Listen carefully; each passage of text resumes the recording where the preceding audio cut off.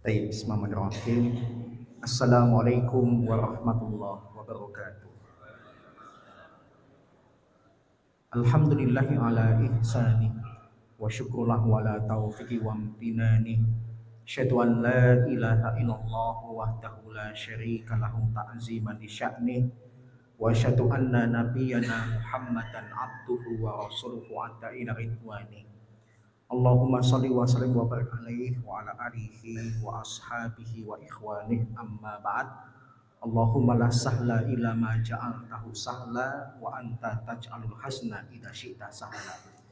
Allahumma inni a'udzubika min qalbin la yakhsha wa min du'ain la yusma wa min nafsin la tashba wa min ilmin la yanfa. Allahumma inni a'udzubika min haulail arba'. Alhamdulillah, pada kesempatan pagi hari ini Allah Subhanahu wa taala pertemukan kita kembali, dan kajian kita pada pagi hari ini bertemakan sirah nabawiyah. Tema yang akan kita bahas adalah muhawalatu musyriki Quraisy fi saddi da'watin Nabi sallallahu alaihi wasallam. Usaha musyrik Quraisy untuk menghalangi dakwah Nabi. Taib yang pertama, ketika Nabi SAW berdakwah di Mekah, awalnya orang-orang Quraisy itu membiarkan. Kenapa? Karena Nabi diduga seperti dakwahnya orang-orang Ahnaf, yang kadang muncul, kadang hilang. Tapi ternyata dugaan mereka meleset. Dakwah Nabi itu makin hari makin berkembang. Bahkan berkembangnya dakwah Nabi itu terlihat, yang pertama, awalnya sembunyi-sembunyi, sekarang terang-terangan. Yang kedua, Nabi sudah mulai membicarakan tentang sesembahannya orang-orang Quraisy. Nabi kemudian menyeru kepada ketauhidan, dan Nabi mencegah orang untuk berbuat kesyirikan. Maka ketika model dakwah Nabi seperti ini dan semakin hari pengikut Nabi makin bertambah, orang-orang kafir Quraisy mulai terusik. Apalagi setidaknya 2 poin yang membuat mereka terusik dengan dakwah Nabi. Pertama, Nabi memerintahkan untuk meninggalkan kesyirikan. Yang kedua, Nabi mengomentari apa yang nenek moyang Quraisy dan orang-orang Quraisy di saat itu lakukan selama ini salah. Maka 2 hal inilah yang membuat orang-orang kafir Quraisy kemudian menghalangi dakwah Nabi, berusaha agar kesyirikan yang mereka lakukan itu tetap eksis, bahkan bisa menghilangkan Islam yang sedang didakwahkan oleh Nabi. Para ulama menjelaskan beberapa penyebab orang itu jatuh atau mempertahankan kesyirikan. Yang pertama, kalau kita melihat sebab kesyirikan bertahan di saat itu di Mekah, yang pertama karena mereka punya ambisi yang sifatnya duniawi. Kita tahu Mekah yang di dalamnya ada Ka'bah itu adalah pusat peribadatan. Orang dari berbagai penjuru mendatangi Mekah, mendatangi Ka'bah untuk beribadah. Meskipun ibadahnya terkesan syirik. Bahkan saat itu digambarkan sebelum Nabi SAW diangkat menjadi Nabi dan Rasul, Ka'bah itu dipenuhi dengan patung-patung atau berhala lebih dari 360. Bahkan patung-patung itu punya fungsi masing-masing. Ada patung yang kalau disembah tujuannya untuk memberikan rezeki. Ada patung ketika disembah tujuannya untuk mencari jodoh dan sebagainya. Bahkan setiap kabilah itu punya patung favorit masing-masing. Ada yang ngefans kepada patung ini, ada kepada patung yang lain dan sebagainya. Maka kalau Nabi memerintahkan kepada tauhid, menghilangkan syirik, maka yang awalnya Mekah itu ramai dikunjungi untuk tujuan ibadah, maka pasti akan ditinggalkan karena sudah tidak ada berhalanya lagi. Yang kedua, di saat yang sama ketika orang banyak kumpul di Mekah dan Ka'bah, terjadilah kegiatan perekonomian. Maka kalau kemudian patung-patung itu dihilangkan, kesyirikan sudah tidak terjadi lagi, orang tidak datang lagi ke Mekah, maka bagaimana melanjutkan kegiatan ekonomi yang sudah terlanjur berjalan. Maka ini penyebab pertama orang itu jatuh dalam kesyirikan karena memang punya ambisi yang sifatnya duniawi. Kemudian yang kedua, penyebab orang jatuh dalam kesyirikan itu apa?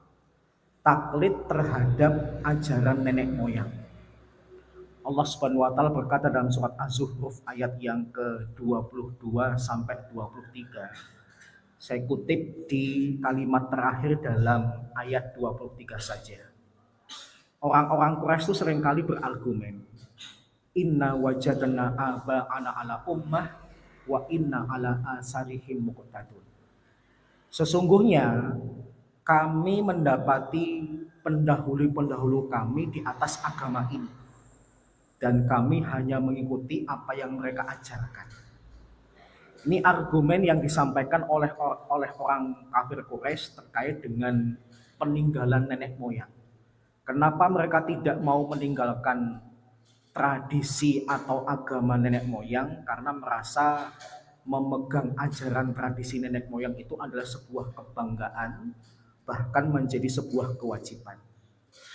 Padahal kalau kita membaca lembaran-lembaran sejarah para nabi di dalam Al-Quran, justru yang menyebabkan banyak kaum memusuhi para nabi, yang menyebabkan mendatangkan kemurkaan Allah, ya dikarenakan memegang tradisi nenek moyang yang salah.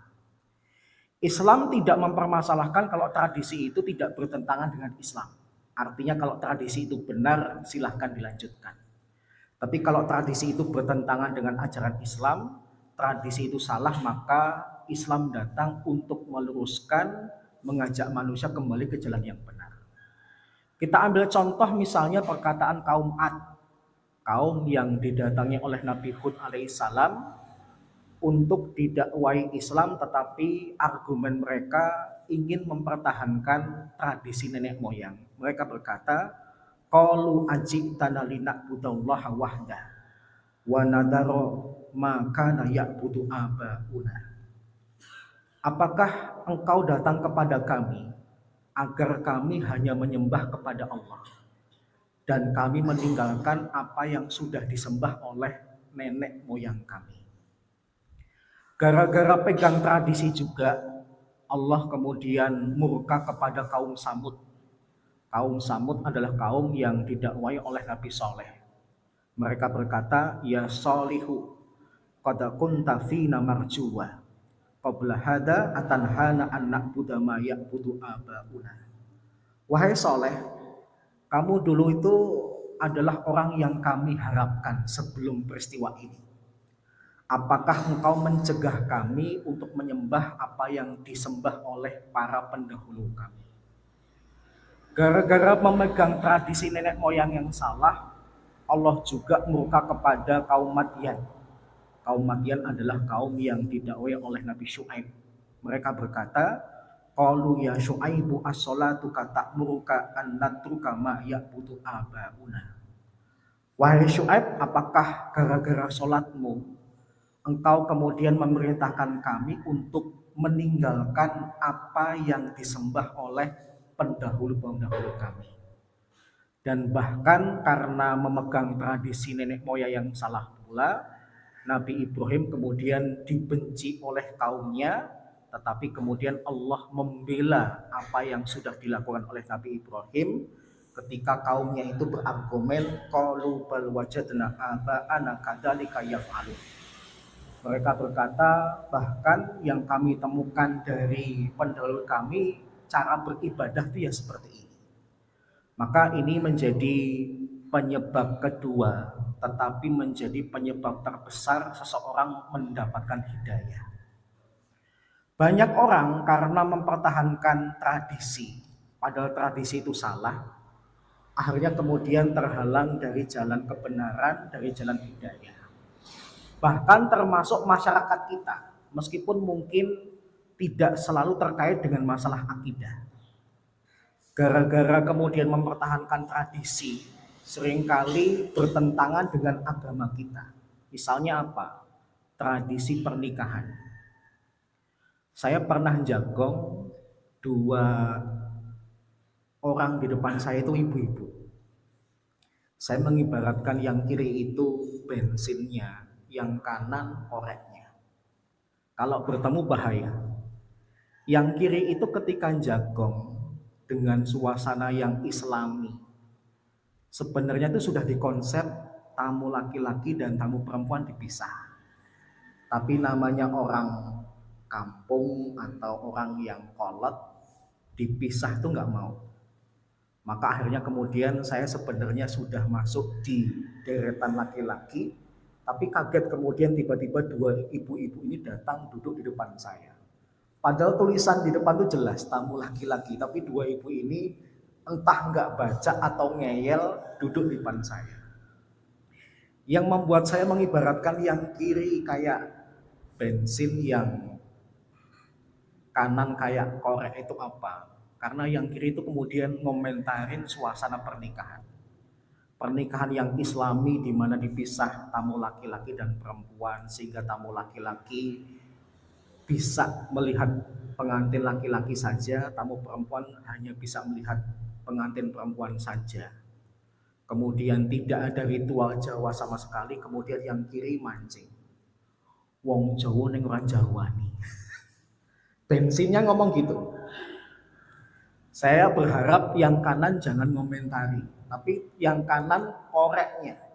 Yo. Udah nih kalau dua ibu modelnya seperti ini parah. Mohon maaf, mana dalilnya di mana kita itu diperintahkan oleh Allah untuk mempertahankan tradisi suku kita? Gak ada. Islam tidak memberhangus tradisi Jawa. Selama tradisi Jawa itu selaras dengan ajaran Islam. Tapi kalau memang kenyataannya tradisi Jawa itu bertentangan dengan ajaran Islam, yang dikalahin tradisinya dong. Karena kita nanti dihisab oleh Allah dengan amalan agama kita, bukan dengan amalan tradisi kita. Bahkan Nabi sendiri ketika beliau berdakwah, itu pun juga seringkali bertabrakan dengan tradisi orang Arab jahiliyah. Salah seorang sahabat Rabi'ah bin Ibad Ad-Dili radhiyallahu anhu meriwayatkan, diabadikan oleh Imam Ahmad dalam musnadnya, bahwasanya Nabi itu suatu ketika masuk ke dalam pasar Dilmajaz. Ketika masuk, Nabi berkata berulang-ulang, ya ayuhan nas, qulu la ilaha illallah tuflihu. Wahai manusia, ucapkanlah la ilaha illallah, kalian nanti selamat. Nabi mengulang-ulang kalimat itu di pasar, bahkan Nabi sampai masuk ke lorong-lorong pasar. Tempat di pasar yang terasa sempit, kecil, jarang dilewati orang, tetap Nabi lewatin tempat itu sambil mengucapkan kalimat yang sama. Tiba-tiba ada laki-laki yang datang di belakang Nabi, yang Rabi'ah bin Ibad Ad-Dili itu menggambarkan laki-laki ini juling, tapi tampan. Jadi ada kelemahan dalam ketampanannya, yaitu juling. Yang rambutnya tuh dikepang dua. Siapa? Tidak lain adalah paman Nabi sendiri yang bernama Abu Lahab. Ketika mendapati keponakannya mendakwahkan kalimat la ilaha illallah di pasar, maka kemudian Abu Lahab komentar, innahu sobiq katib. Sesungguhnya laki-laki yang mengucapin la ilaha illallah berkali-kali, ngajak kalian mengucapkan kalimat yang sama, itu adalah sobiq. Sobiq itu apa? Orang yang meninggalkan tradisi. Orang Arab itu merasa kalau orang sudah digelari sobiq, itu gelar yang terburuk melebihi gelar buruk yang lain. Orang kok meskipun orang Jawa tapi dikatakan udah nggak Jawa nih, itu bagi sebagian orang Jawa malu banget. Merasa sangat terhina karena kemana-mana dia tidak menunjukkan etnis Jawanya. Maka Nabi itu dikomentari oleh Abu Lahab, keponakanku ini sobiq kadib, dia juga pendusta. Maka terheranlah Rabi'ah bin Ibad Ad-Dili yang ngomong paman Nabi, yang diomongin keponakannya sendiri. Maka ini menunjukkan memang di antara tantangan dakwah itu adalah tradisi. Dan sekali lagi ya, orang Islam itu dituntut untuk melaksanakan ajaran agama, tidak dituntut untuk melaksanakan tradisi. Kalau memang ternyata tradisi itu tidak perlu dilakukan, tradisi itu ternyata bertentangan dengan syariat Islam. Dalam acara pernikahan ada beberapa kegiatan yang terkesan bertentangan dengan syariat Islam. Misalnya ketika orang Jawa punya kebiasaan mempertemukan pengantin, kemudian ada ritual lempar beras. Ngapain beras kok dilempar-lempar? Emangnya kemudian beras sudah tidak dikonsumsi lagi. Emang kemudian berasnya sudah tidak layak untuk dimakan lagi. Bahkan lebih parah daripada itu kemudian ada ritual injak telur. Telur itu selama masih bisa digoreng, dikonsumsi, dimakan saja. Saya khawatir kita termasuk seperti yang Allah katakan, innal mubadirina kanu ikhwana syayatin. Orang-orang yang suka menghambur-hamburkan entah harta, waktu dan sebagainya termasuk saudaranya setan. Allah tidak mengatakan kita setan, tapi dikatakan sebagai saudaranya. Ini kalimat yang kalau dipikirkan ya sama-sama sebenarnya Allah pengen ngatain setan, tapi secara tidak langsung. Karena dikatakan saudara tuh karena apa Pak? Jenisnya kan sama. Saya punya saudara perempuan, saya manusia, dia juga manusia. Allah tidak ingin langsung mengatakan para pelaku takdir itu setan, tapi dengan kalimat yang sebenarnya kok di logika lebih panjang, ya ujung-ujungnya dikatakan setan juga. Kenapa? Dikatakan sebagai saudaranya setan. Belum kemudian tradisi-tradisi di zaman modern. Seperti apa? Tradisi tukar cincin. Itu juga bertentangan dengan syariat Islam, karena itu tradisi yang munculnya dari orang-orang Romawi yang saat itu sudah beragama Kristen. Di dalam Islam nggak ada priwed, foto priwed, foto menjelang pernikahan. Akad aja belum tapi sudah gandengan, pelukan, gendong-gendongan dan sebagainya. Waliyadzubillah. Maka hal seperti ini, tradisi seperti ini perlu diluruskan. Jangan sampai dilanjutkan, karena yang membuat orang terhalang dari hidayah, penyebab paling dominan itu apa? Mempertahankan tradisi. Bahkan karena tradisi juga, Abu Thalib kemudian terhalang untuk mengucapkan kalimat La ilaha illallah. Ketika Abu Thalib itu sakit keras, maka Nabi itu datang duluan dengan mengatakan, ya ammi qul la ilaha illallah uhajulaka biha indallah. Paman, ucapkan la ilaha illallah biar aku bisa membelamu di sisi Allah. Tetapi di waktu yang sama Abu Jahal itu kemudian juga memprovokasi Abu Thalib untuk tidak menuruti perkataan Nabi Muhammad. Apa perkataan Abu Jahal kepada Abu Thalib sampai Abu Thalib kemudian tidak jadi mengucapkan kalimat la ilaha illallah? Ya Abu Thalib atarghabu an millati Abdul Muthalib. Wahai Abu Thalib, apakah kamu benci dengan agamanya Abdul Muthalib? Apakah kamu benci dengan agama bapakmu sendiri? Nah, orang Arab kalau sudah terkait dengan masalah tradisi, sulit untuk meninggalkan. Maka ini yang kemudian menyebabkan kebinasaan atau kecelakaan yang menimpa Abu Thalib dikarenakan terlalu menurutin tradisi. Bahkan menuruti tradisi ini membuat beliau kemudian akhirnya masuk ke dalam neraka. Para ulama mencoba mencari tahu siapa sih orang yang pertama kali memperkenalkan kesyirikan di kalangan Jazirah Arab. Para ulama kemudian ketemu sebuah nama, yaitu seorang tokoh yang disebut oleh Nabi Amr bin Luhai. Amr bin Luhai ini dari suku Khuza'ah. Makanya kemudian dalam sejarah itu disebut Amr bin Luhai al-Khuza'i. Dia ini sebenarnya orang Mekah, ahli ibadah, soleh. Tapi suatu ketika dia sakit, obat di Mekah atau orang-orang di Mekah nggak ada yang bisa nyembuhin. Maka dia disarankan pergi ke Syam, nyari obat, nyari tabib yang bisa menyembuhkan dia. Pergilah dia kemudian ke Syam. Sampai di Syam ternyata dia mendapati orang-orang Syam itu kebanyakan nyembah berhala. Karena cuma rajin ibadah, tidak dikawal dengan ilmu. Maka dia kemudian kagum terhadap para penyembah berhala. Kemudian dia berobat di sana, sembuh. Merasa ada dua hal yang menyebabkan dia kagum dengan Syam. Pertama, begitu kompaknya orang Syam menyembah berhala. Yang kedua, dia datang ke Syam kemudian sakitnya sembuh. Dia kemudian akhirnya ketika pulang tuh memborong banyak patung berhala. Bahkan konon dia punya patung berhala yang ada semenjak zaman Nabi Nuh. Subhanallah. Jadi patung ini sudah ratusan tahun, tapi entah caranya gimana Amr bin Luhai al-Khuzai dapat.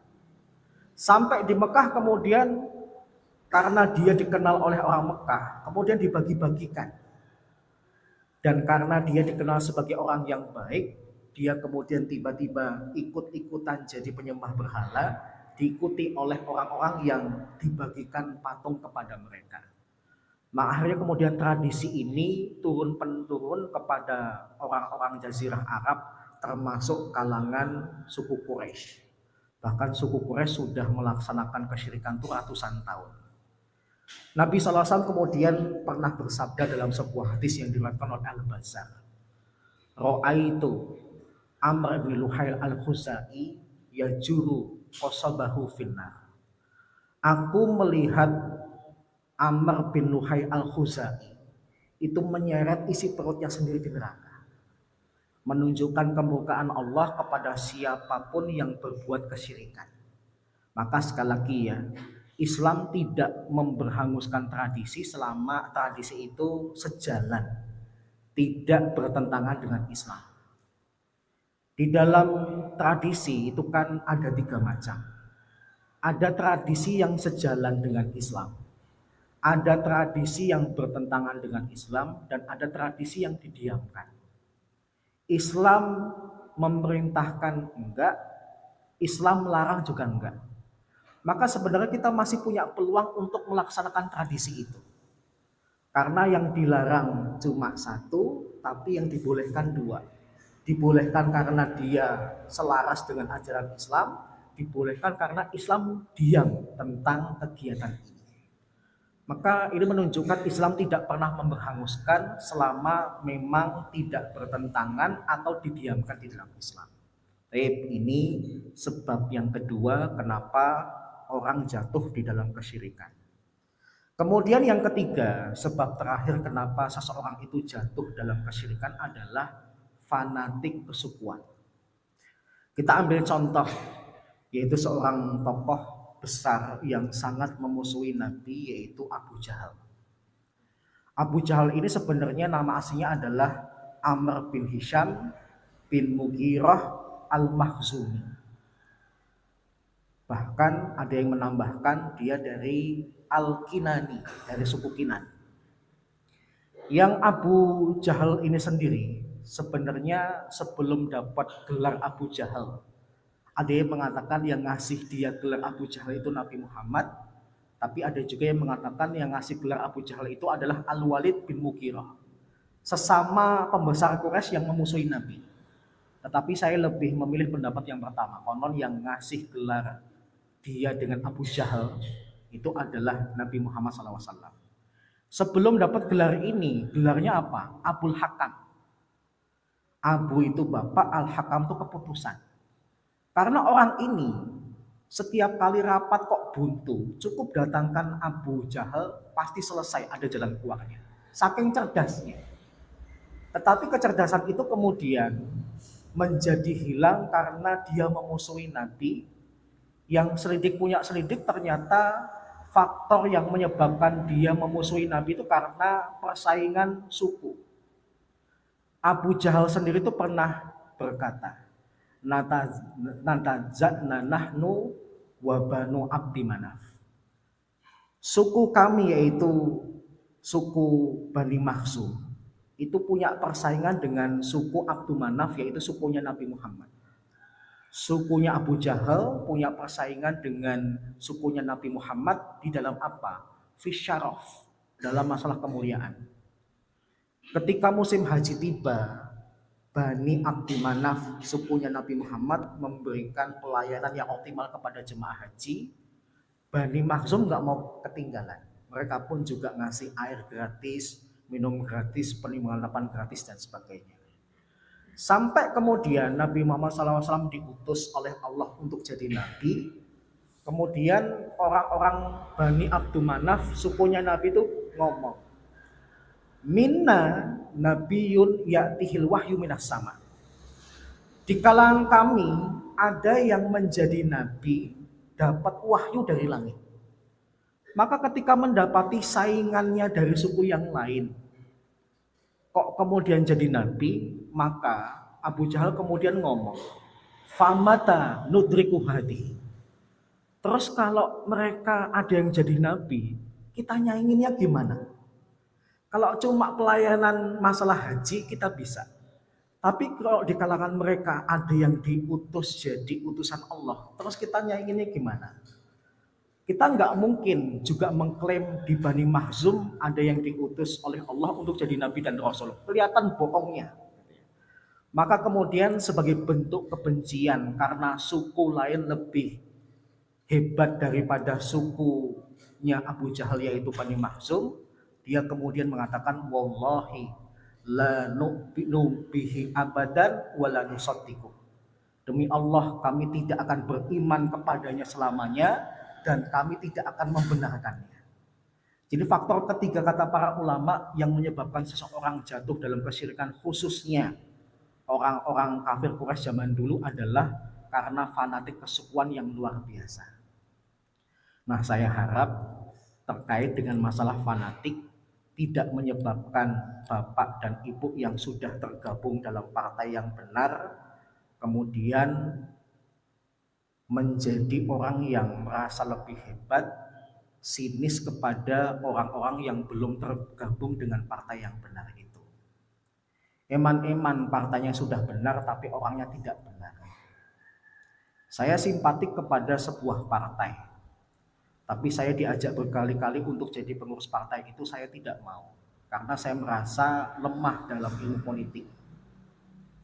Yang kedua, kalau sudah bicara tentang politik itu kan godaan duniawinya besar. Saya khawatir kalau nanti saya sanggupi yang awalnya saya punya niat yang ikhlas jadi tidak ikhlas. Saya masih khawatir dengan diri saya, kalau nanti kaitannya sudah dengan jabatan, sudah kaitannya dengan harta dunia, saya tidak bisa mengawal keikhlasan hati saya. Maka berkali-kali saya tolak untuk menjadi pengurus partai tersebut. Tetapi sikap saya ini kemudian disikapi negatif oleh mereka. Mereka kemudian menuduh saya, Mas Hanan itu jangan-jangan masih seperti zaman dulu. Salafinya kuat banget. Loh, kalau saya kemudian salafi, saya tidak simpati dengan partaimu. Saya tidak mungkin menyuruhkan orang untuk milih partaimu kalau kemudian saya salafi seperti zaman dulu. Saya simpati kepada partaimu karena pendirinya punya niat yang benar, pendirinya adalah kakak tingkat kami ketika kuliah di Madinah dan rekodnya adalah orang yang baik. Meskipun lika-liku di kemudian hari ya sempat disisipi oleh orang yang sempat pura-pura baik. Di antaranya siapa? Jujur, Anies Mata. Saya dulu tuh kagum sama Anies Mata. Anies Mata itu pernah menjadi penerjemah mendiang Yusuf Al-Qaradawi rahimahullah ketika datang ke Jakarta. Ketika kami dengar Yusuf Qaradawi mau datang ke Jakarta mau ceramah, saya langsung membatalkan kegiatan saya hari itu, pingin dengerin ceramahnya Yusuf Qaradawi langsung. Yang selama ini cuma via internet dan sebagainya, sekarang ketemu langsung. Bahkan 2 jam acara belum selesai saya sudah hadir biar saya bisa di soft yang pertama. Ternyata Yusuf Qaradawi saat itu didampingi oleh penerjemah lulusan TIPIA yang termasuk lulusan terbaik, Anies Mata. Saya kagum, Anies Mata itu menjadi penerjemah tapi nggak pakai tulisan. Bahkan dia bisa mengingat perkataan Yusuf Qaradawi dari awal sampai akhir, terjemahnya harafiah. Apa yang dikatakan Yusuf Qaradawi dari awal sampai akhir, dia bisa menerjemahkannya, ingat. Saya kemudian kagum, wah orang ini cerdas banget, nerjemahin nggak perlu nyatet tadi yang diomongin apa, dia ingat, bahkan terjemahannya per kata. Saya ingat Yusuf Qaradawi ngomong apa, dan Anies Mata nerjemahannya gimana, bagus banget. Tapi ternyata akhirnya menusuk di dalam partai yang sebenarnya memperjuangkan Islam. Kemudian bikin partai sendiri, bahkan ada isu sebenarnya dia mata-mata. Ya sesuai dengan namanya, Anies Mata, gitu ya. Anies mata-mata sekarang. Waliyatubillah. Moga-moga Allah berikan kepada dia hidayah. Eman-eman, ilmu agamamu sudah begitu tinggi. Eman-eman umat sudah terlalu percaya dirimu itu adalah seorang dai. Dan eman-eman partai yang baik ini kemudian kamu rusak. Saya mendoakan moga-moga beliau dapat hidayah, kembali ke jalan yang benar. Ya memang partai ini penuh dengan lika-liku. Tapi satu-satunya partai yang memperjuangkan Islam ya cuma ini. Meskipun diberondong oleh partai-partai lain yang tidak memperjuangkan Islam, dia tetap kekeh. Karena memang menjaga dewan syu'oknya harus orang-orang yang pakar agama. Orang-orang yang masuk di DPR pun harus orang-orang yang paham agama. Maka seringkali anggota dewan di partai ini gelarnya Dr. LC.MA. Jadi dipastikan ilmu agama mengawal ilmu politiknya, tidak menghalalkan segala cara. Ini, jadi saya memang tidak mau masuk partai karena saya sudah membayangkan nanti godaannya luar biasa. Saya termasuk orang yang belum begitu kuat terkait dengan masalah godaan dunia. Jadi kalau saya menolak, bukan saya bermaksud memusuhi, tetapi karena menjaga diri saya. Saya punya dalil. Dalil saya adalah sikap Abdullah bin Umar radhiyallahu anhu ketika terjadi pertentangan antara Muawiyah dengan Ali. Sebelum nanti beliau didatangi oleh orang, kamu tuh mihak Muawiyah atau mihak Ali? Maka Abdullah bin Umar sudah nutup pintu, dikunci rapat-rapat, tetapi pintu di rumahnya itu ditulisin dengan sebuah kalimat yang menunjukkan beliau tidak mau dipaksa mihak sana mihak sini. Beliau kemudian ngambil jalan aman, yaitu apa? Inni bari. Kalimat katanya cuma dua. Inni bari, saya berlepas diri. Jangan paksa saya untuk membela Muawiyah membenci Ali, atau kebalikannya, membela Ali dan membenci Muawiyah. Setahu saya mereka itu dua-duanya sahabat Nabi, Nabi cinta kepada mereka. Jadi saya ngambil aman. Kalau nanti saya terjun malah menjadi fitnah, mending saya jadi penonton saja. Paham ya? Ini sikap saya. Karena saya mencoba introspeksi saya mampu atau tidak. Dan terbukti yang kedua, buku tentang politik di rumah saya masih sedikit. Saya cuma punya 15 kitab yang terkait dengan politik Islam. Padahal kalau saya kemudian berkunjung kepada tokoh-tokoh partai Islam ini, malu saya, Pak. Benar-benar mereka menguasai politik karena mereka sebelum bicara tentang politik sudah menghatamkan 200 kitab. Makanya ketika bicara tentang politik Islam mantep banget. Nah, apa daya saya yang baru 15 kitab? Nggak nambah-nambah, nggak nambah-nambah. Karena memang kecenderungan saya bukan masalah politik. Biarkan saya beraktivitas dakwah, mengajak umat kepada jalan yang benar, milih kepada pilihan yang benar. Masalah kemudian hasilnya saya serahkan kepada Allah Subhanahu wa taala. Baik, demikian ya. Moga-moga bermanfaat. 3 sebab utama kenapa seseorang itu jatuh dalam kesyirikan. Yang pertama karena pertimbangan duniawi, yang kedua karena taklid terhadap ajaran nenek moyang, dan yang ketiga karena fanatik kesukuan. Kurang lebihnya mohon maaf, sisa waktu kalau ada pertanyaan saya persilahkan. Apa hukumnya kalau dalam menghidup asap sate? Yang kedua, bagaimana konsep Islam tentang Tuhan dengan agama yang berbeda-beda? Tape yang pertama, apa hukumnya kita menghirup asap sate babi? Mubah, boleh. karena cuma asapnya. Selama kemudian menghirupnya tidak dalam waktu yang lama, tidak diniatkan. Paham ya? Karena kalau aroma berupa asap itu terlalu lama, entah kenapa meskipun nggak makan kenyang. Kalau nggak percaya, nanti deh kalau sate di depan itu buka, Bapak di situ sejam aja. Nggak makan satenya kenyang, Pak. Jadi kalau kemudian memang ada orang jualan sate babi, kemudian asapnya terhirup oleh kita, maka kita tidak termasuk yang dikategorikan kena najis. Karena berupa asap. Toh itu pun juga partikel kecil. Sudah berubah secara hukum kimia. Yang awalnya lemaknya yang diharamkan, dagingnya, tapi sekarang jadi abunya. Jadi pakai proses perubahan. Bahkan kalau sudah jadi abu, banyak para ulama mengatakan jadi mantan najis. Seperti babi mati, bangkainya kemudian dipendam di tanah, di atasnya ditanemin pohon singkong.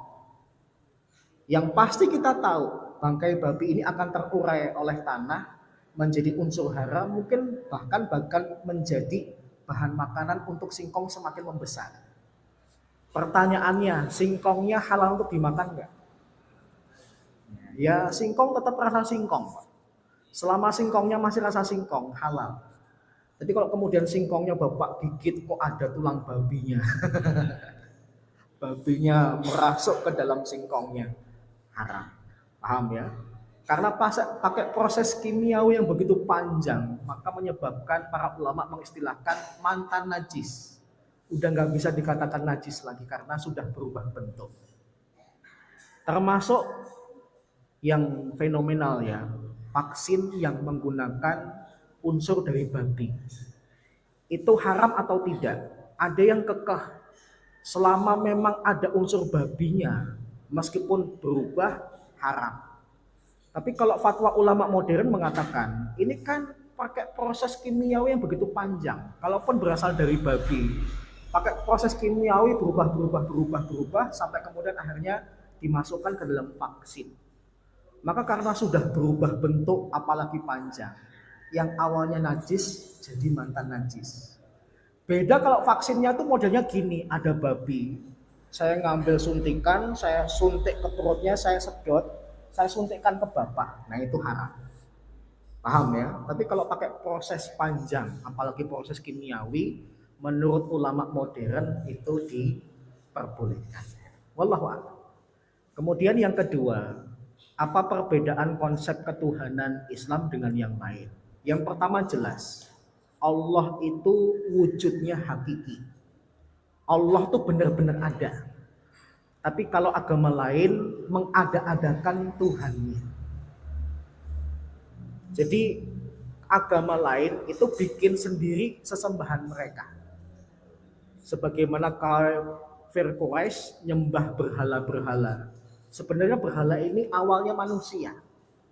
Orang yang baik sampai mati kebaikannya dibawa, kemudian orang-orang sesudahnya kagum dikenang dalam bentuk patung, tapi lama-kelamaan ada generasi yang tidak paham sebenarnya patung ini cuma untuk mengenang kebaikannya tapi disembah. Berarti sesembahan selain agama Islam itu dibuat-buat. Ini yang pertama. Yang kedua, konsep ketuhanan di dalam Islam itu menganut konsep monoteis. Jadi yang disembah cuma satu, tidak banyak. Bahkan ketika ada yang menggambarkan Allah kok banyak, itu sudah bukan Islam lagi.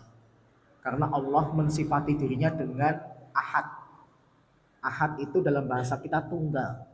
Satu yang tidak memungkinkan ada dua, tiga, dan seterusnya. Beda dengan wahid. Wahid itu dalam bahasa Arab artinya juga satu, tetapi memungkinkan dua, tiga, dan seterusnya. Makanya saya pernah cerita, orang tuanya Gus Dur itu pinter bahasa Arab. Karena menamakan Gus Dur dengan Abdurrahman Wahid, bukan dengan Abdurrahman Ahad. Kalau kemudian orang tuanya ngasih nama Abdurrahman Ahad, berarti ketika Gus Dur lahir, udah cukup Gus Dur saja. Kapok punya anak, ini aja. Tapi karena orang tuanya berharap masih pengen punya anak lagi, anaknya kasih nama Abdurrahman Wahid. Satu yang memungkinkan ada dua, tiga, dan seterusnya. Makanya Allah tuh tersifati dengan ahad, yang artinya tunggal, tidak mungkin berbilang. Yang ketiga, konsep ketuhanan dalam Islam bedanya dengan yang lain apa? Allah tuh maha kuasa. Allah tidak bergantung dengan makhluknya. Allah terlepas dari sifat-sifat buruk. Tapi kalau di dalam agama lain, mereka mensifati keburukan untuk Tuhannya sendiri. Misalnya agama Hindu itu kan punya konsep Dewa Ganesha, percampuran antara manusia dan gajah. Itu dilihat aja udah nggak enak, dilihat aja udah nggak enak. Kemudian di agama orang-orang Cina ada konsep dewa kera, dewa babi dan sebagainya. Yang binatang tuh derajatnya lebih rendah daripada manusia, tapi mereka dewakan. Anehnya mendewakan binatang-binatang itu di waktu yang sama juga memakan binatang-binatang itu. Jadi membingungkan konsep ketuhanan di agama lain. Tapi kalau dalam agama Islam jelas, Allah tidak boleh disifati dengan sifat-sifat negatif. Bahkan untuk menunjukkan Allah tidak mau disifati dengan sifat yang negatif, Allah sebutkan sifat-sifatnya, Allah sebutkan nama-namanya. Itu beberapa perbedaan konsep ketuhanan di dalam Islam dengan yang lain. Wallahu a'lam. Ada lagi ya Mas?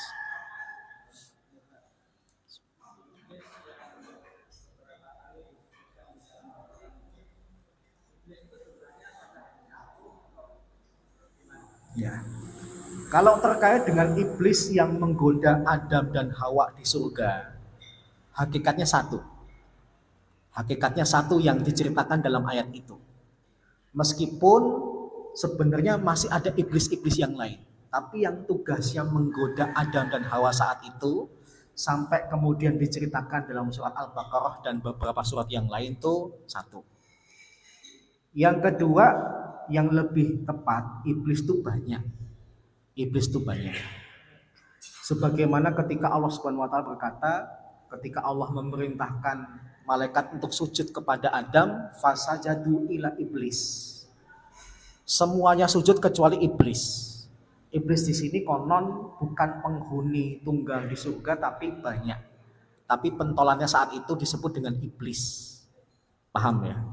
Jadi yang benar sesuai dengan konteksnya, kalau cerita tentang Nabi Adam dan Hawa satu saja. Tapi kalau kemudian kenyataannya iblis itu banyak. Wallahu a'lam. Ya, Mas. Ya. Ya. Ya. Ya. Termasuk kesalahan bahkan mengarah kepada kesyirikan juga itu diantaranya adalah tradisi pemakaman. Misalnya apa? Sebelum dikubur ada tradisi berobosan. Itu sebenarnya tidak diajarkan dalam Islam. Kalau tradisi itu muncul sebagai simbol berbakti kepada orang tua, berbakti itu jangan ketika sudah mati saja. Ketika hidup jangan disia-siakan, dimuliakan. Saya punya sepupu, mereka tidak bersaudara, jauh. Yang satu sangat memuliakan orang tua, yang satu merendahkan orang tua. Yang satu itu punya prinsip lebih baik rumahku gubuk tapi ibu bapak tinggal di istana. Bener Pak, bapak ibunya rumahnya bagus banget, rumah dia sederhana banget. Sampai bapak ibunya itu ngasih tulisan, ini nanti kalau kami meninggal balikin kepada dia. Sebagai bentuk nggak pingin ini nanti dikuasain oleh saudaranya yang lain, karena yang benar-benar optimal berbakti kepada orang tua ketika masih hidup itu ya ini. Tapi yang lain kebalikannya, langsung ngambil kesimpulan, orang tua itu kan yang penting kalau kebutuhannya tercukupi sudah. Sehingga ketika rumahnya reot ya nggak diperbaiki, rumahnya sudah tidak bagus, tidak direnovasi, sedangkan dia bangun istana. Orang kalau kemudian ke rumah orang tuanya kaget, drastis banget rumahnya dengan orang tuanya. Maka kalau tradisi berobosan itu cuma sebagai simbol, itu bukan ajaran Islam. Berobosan itu sebaiknya jangan cuma jadi simbol, tapi jadi kenyataan saja. Berbaktilah kepada orang tua ketika masih hidup maupun ketika sudah meninggal. Yang kedua, tradisi yang terkesan bertentangan dengan syariat Islam adalah menyengaja memasukkan peti padahal tidak ada sebab-sebab khusus. Islam mengajarkan kalau memang tidak ada sebab khusus mayat itu dimasukkan ke dalam liang, maka harus dimasukkan tanpa peti. Sebagaimana Nabi pun dimasukkan ke dalam liang tanpa peti. Peti itu baru diperbolehkan kalau ada sebab khusus. Misalnya tubuhnya hancur berserakan. Maka supaya tidak menimbulkan omongan yang negatif atau orang tidak kuat melihatnya, dimasukkan dalam peti. Atau karena meninggal dalam sakit penyakit yang menular. Kalau nanti dibuka akan mempercepat penularannya, ya sudah dipetikan, bahkan dibungkus dengan plastik, silahkan. Itu ada sebab khusus. Tapi kalau tidak ada sebab khusus, jangan masukkan peti. Karena kebiasaan memasukkan jenazah dengan peti itu kebiasaan orang-orang kafir. Kemudian tradisi yang salah juga terkait dengan masalah menguburkan jenazah adalah membuat kijing. Hadis riwayat Muslim, para sahabat mengakui ketika Nabi datang, Nabi memerintahkan kami taswiyatal qabri, meratakan kuburan. Gak boleh ada bangunan di atas kuburan, karena itu kebiasaan orang-orang Yahudi terhadap orang-orang yang mereka cintai, dibuat bangunan. Tapi kemudian banyak masyarakat kita menganggap membuat kijing itu adalah bentuk berbakti kepada orang tua. Bahkan bukan cuma kijing, dikasih pagar, dikasih rumah-rumahan. Bahkan kalau kita ke mana nih, makam haji, itu ada yang bentuk candi ya, bentuk candi. Katanya tokoh zaman dulu. Sebutannya kalau nggak salah Sunan atau Ki siapa gitu, Allah a'lam. Itu berlebihan dan itu ditentang di dalam Islam. Paham ya? Tradisi seperti ini perlu dihilangkan. Jadi sekali lagi mohon maaf Bapak dan Ibu, mengkijing kuburan itu bukan ajaran Islam. Bahkan bertentangan dengan syariat Islam, maka perlu ditinggalkan. Makam bapak saya nggak ada kijingnya. Makam ibu saya didesak untuk kijing tapi saya nggak mau. Saya kemudian tanya, emang harus dibikin bangunan kenapa? Karena kalau tidak dibikin batas mas, nanti bakal dimasukin oleh jenazah lain. Saya kemudian bilang, nggak apa-apa, karena di dalam Islam nggak ada ceritanya kuburan di private. Ya, Saudi itu negara tanpa permasalahan komplek kuburan. Karena kalau sudah 5 tahun atau 10 tahun dimakamkan, boleh dimasukin jenazah baru. Nggak kayak orang Indonesia yang memperlakukan orang mati kayak orang hidup di private. Kalau kita ke kuburan tuh kayak masuk ke kaplingan, kayak masuk ke komplek perumahan, gitu ya. Kayak udah diprivatisasi, nggak boleh ada jenazah baru. Tapi karena didesak, saya kemudian sebenarnya bilang nggak mau, tapi yang kemudian kekeh adalah om saya. Sehingga makam ibu saya itu ada kolamnya. Tapi saya minta tipis saja, batanya cuma 1, tipis. Ya karena nggak etis, pas hari ibu meninggal saya kemudian berantem dengan om saya. Dan sebenarnya saya punya kuasa sebenarnya untuk menghancurkan kolam itu. Saya merelakan kalau kemudian ibu saya 5-10 tahun sudah meninggal kemudian dimasukkan jenazah baru ke dalam liang ibu saya. Toh di zaman Nabi, ketika Nabi itu memakamkan para sahabat yang syuhada dalam perang Uhud pun ditumpuk. Numpuk ketika hidup aja nggak masalah, terus ditumpuk ketika sudah jadi tulang belulang atau sudah ada nggak sisanya, kemudian masalahnya di mana? Paham ya? Termasuk yang menjadi hal ditentang dalam Islam adalah memasukkan barang-barang yang merupakan benda kesayangan dari si jenazah. Kecuali konon Anas bin Malik.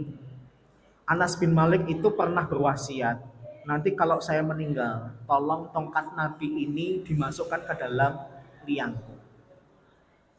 para sahabatnya bertanya, lah kenapa?